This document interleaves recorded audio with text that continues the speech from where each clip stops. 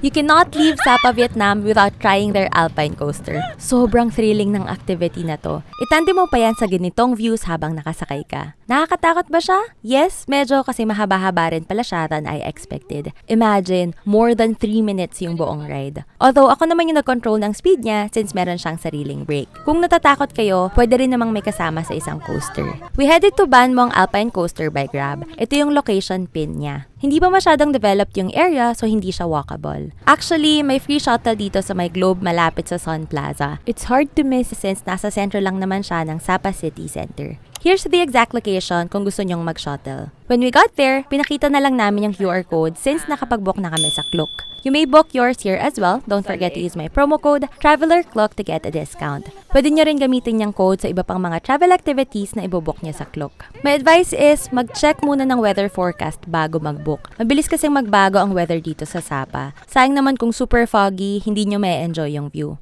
You can buy the ticket one day before your visit para makapag-check pa ng weather. Kung dito pa lang kayo bibili, here are the rates in Vietnamese dong. May 50% off sa second round, although kailangan nyo nang mag-decide the first time that you buy. Hindi siya pwedeng itatry nyo muna yung first round, tapos kapag nagustuhan nyo, saka pa lang kayo bibili ng para sa second round. Wala na siyang discount kapag ganun. Before riding the coaster, nag-iwan muna kami ng gamit sa lockers for free. Make sure to secure the key para hindi kayo magbayad ng fine. Ang dinala na lang namin ay cameras namin. Surprisingly, hindi sila strict sa pagre-record ng videos habang nakasakay sa coaster. Hindi katulad sa Bana Hill sa Danang, Vietnam. Masaya din yun, so kung hindi nyo pa napapanood yung video natin doon, make sure to watch this. Bumaba na kami sa waiting area para sumakay ng coaster namin. Dito pa lang sulit na yung views. Pagkasakay, tutulungan kayo ng staff na magsuot ng seatbelt at tuturuan din kayo kung paano i-control yung coaster. Sobrang fulfilling ng ride na to. Tapos dahil 3 minutes nga siya, may time pa kayong ma-enjoy yung views. Lalo na sa bandang dulo kapag hindi nyo na kailangan i-control kasi automatic na siya paakyat, pabalik.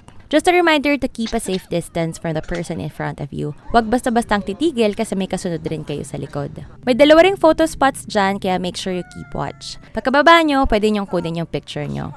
Pwedeng sa photo paper lang, pwedeng naka-frame, pwedeng sa mug, or pwede rin sa t-shirt. I got mine printed on a photo paper for 100,000 Vietnamese dong or 216 pesos. We had so much fun in Sapa, Vietnam. I'll share our itinerary soon so don't forget to hit follow. There you go, enjoy Vietnam!